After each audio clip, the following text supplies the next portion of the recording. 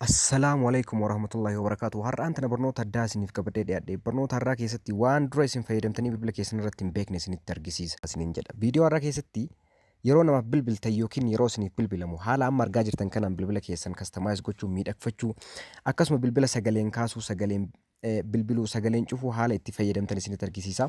Fakkeenyaaf yeroo namaaf bilbiltan yookiin yeroo isinii bilbilamu haala miidhagaa kanaaf fayyadamuuf animeeshinii amma argaa jirtan kanaaf fayyadamuudhaaf maal akka fayyadamtan appilikeeshinii akka fayyadamtan wajjin ilaallaa jechuudha. Appilikeeshinii kana dhumarratti eessaa akka buufattan anatti isinitti argisiisa jechuudha.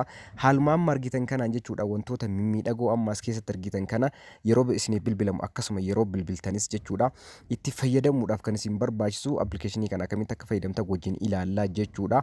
Jalqaba namni chaanala kiyyaaf haaraa taatan yoo jiraatan subscribe gochuun jajjabeessuu maatii naaf tahaa isiniin jedha. Viidiyoo kanas baay'ee murteessaadha. Ani gara kiyyaan jaaladheeti jira. Isinis akka jaalattan abdii qabaa hanga dhumaa daawwadhaa isiniin jedha. Amma kallattumaan gara barnootaatti isin dabarsaa hanga dhumaa hordofaa. Kanaaf kaa jalqaba irratti wanni isin gootan appilikeeshinii tokko banattan. Appilikeeshinichi vaanii jedhama. Gara dhumaa irratti eessaa akka buufattan akkamitti akka buufattan wajjin ilaalla. Appilikeeshinii kana ni bantan jechuudha. Appilikeeshinichi yoo bantan haala kanaan isinii bana. Answer all your incoming calls with your voice dha. Sagalee keetiin kaasedha.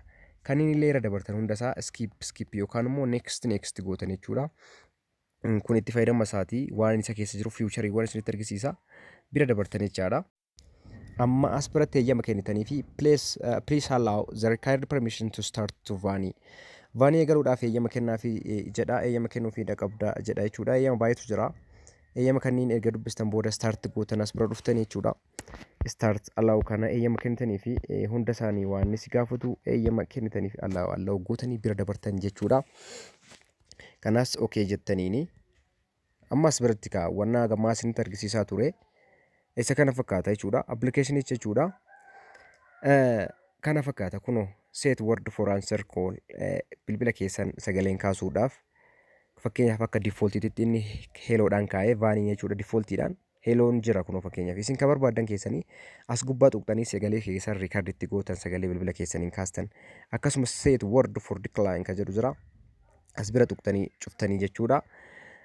Inni biraa as speakerii dagaluuf inni biraa immoo nama isinii bilbilisanii miisejii qilleensa irratti deebisuudhaaf sagalee qofaan jechuudha.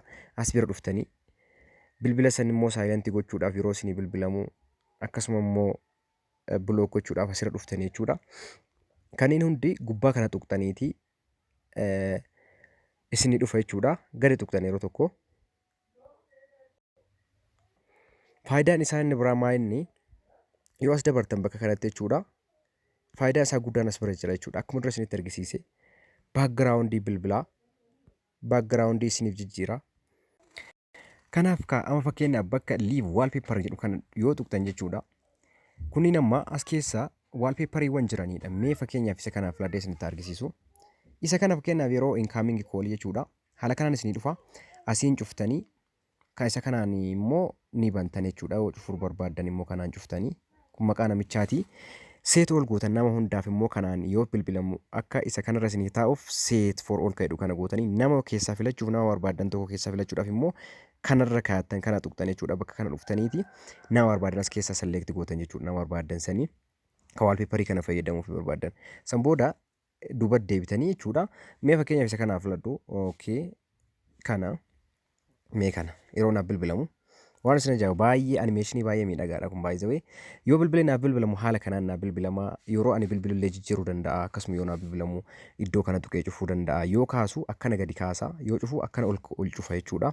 Kanaafuu haala kanaan seetu gochuu dandeessanii kamiin miidhagu baay'ee lakkoofsan qabu. Anama isinitti argisiisu malee hedduudha as keessa kan jiru.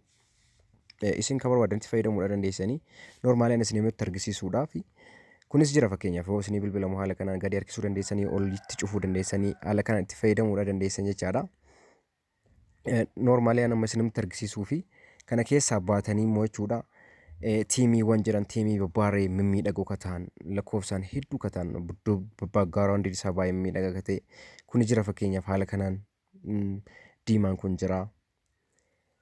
Baay'ee miidhagaa kan ta'e isin as keessaa kana gad deemtan jechuudha. Kan isinitti bareedu filachuu dandeessanii. Inni biraa maa inni abstiraaktii akkuma dura isinitti argisiise abstiraaktiinis baay'eetu jira. Duuba deebitanii immoo kan ofii keessanii footoo keessanii yeroo isin bilbilaan footoo keessan irra kaa'achuu dandeessan as dhuftanii jechaadha. Suuraa filattanii just add your photo jedha. Kunoo iddoo kana dhuftanii jechaadha. Bakka plus icon kana bilbila keessan keessaa filachuu dandeessanii background bakka barbaadanii filachuudha dandeessan jechaadha. Fakkeenyaaf isa kana filadhanii isa kana jechuudha guutuu isaa baneetii on godhachuun hin danda'a. Bakka kanatti jechuudha set jechuun hin danda'a. Isa kana crop godhee on godhachuu hin danda'a jechuudha. Kan barbaadan haala saniin irra kaayettanii bilbila keessaniif waan baay'ee namatti toluudha jechuudha. By the way vaaniin kuni kanaaf haala kanaan itti fayyadamuu dandeessanii. Wanni biraas jira immoo calculation keessaa qaba application kun. By the way calculation keessaa qaba. Waan tokko calculate ittiin godhachuu dandeessanii. Screen illee yeroo nama bilbiltan screen keessan share gochuu dandeessanii. Haala kanaan jechuudha waan baay'ee miidhagaadha. Itti fayyadamaa isiniin jedha. Kanaaf an amma mee fakkeenya bilbilee isinitti argisiisu yeroo tokko yeroo ani gara alaa bilbilu namaa bilbilii haala kamiin akka inni miidhagaa ta'e mee 9 irratti koolaa godhu calliseetuma. Kunoo haala amma argitan kanaan jechuudha. Animeeshinii baay'ee bareeda. Animeeshiniin hedduun kan biroo jiranii. Haala kanaan jechuudha. Animeeshinii biraa fakkeenyaaf irra kaachuu danda'a. Live wallpaperiin jira, animeeshiniin jira, suuraan mataan kiyya kan dhuunfaa kiyyaa jiraachuu danda'a. Haala kanaan kun irra kaachuu dandeessu jechuudha. Waan baay'ee miidhagaadha kun animeeshiniin isaa. Haala kanaan itti fayyadamaa isiniin jedha. Barnoota har'aaf isiniif qabadhee dhiyaadhe jechuudha. Sormaatti xumurama. Guddaa galatooma waan daawwattaniif share walii gochuuf hin dagatinaa. Comment like godhaa isiniin jedha.